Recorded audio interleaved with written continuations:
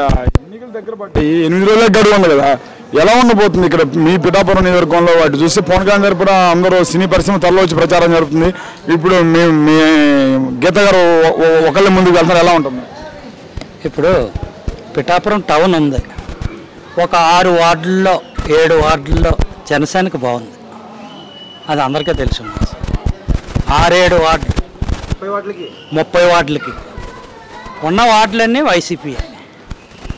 వైసీపీయే గోల తప్ప ఏమీ లేదు.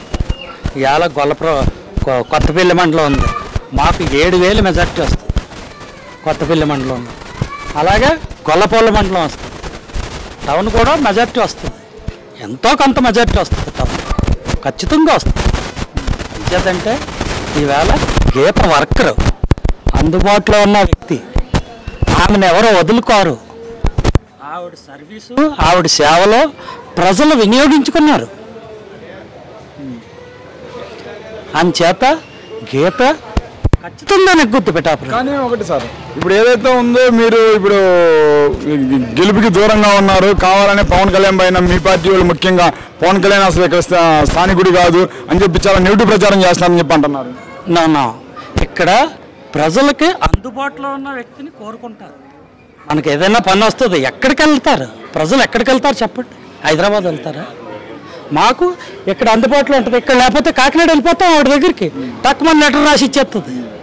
అలా ఎంతమంది అండి, ఎంతమంది జనరల్ హాస్పిటల్లో ఆవిడ సేవలు వినియోగించుకున్నారు. కానీ ఇక్కడ మరి కాపు ఓట్లు అధికంగా ఉన్నాయి కదా, వాటి ప్రభావం ఉండదు అంటారా? మరి కాపు ఓటింగ్ గీత వైపు సగం ఓటింగ్ ఉన్నది, కాపులు సగం ఓటింగ్ ఉన్నది. మేము చెప్తున్నాం, కనపడరు కాపులు, కనపడరండి. లోన అండర్ గ్రౌండ్లో ఆమెకే వేస్తారు. కానీ గతంలో కూడా ఇక్కడ ఏదైతే ఉందో కాపులు రకరకాల విభిన్నమైన తీర్పునిచ్చారు. అటు చూస్తే 2014 ఇండిపెండెంట్ అభ్యర్థి వర్మ గారిని గెలిపించున్నారు. ఎలా ఉండబోతుంది? గెలిపించవచ్చండి.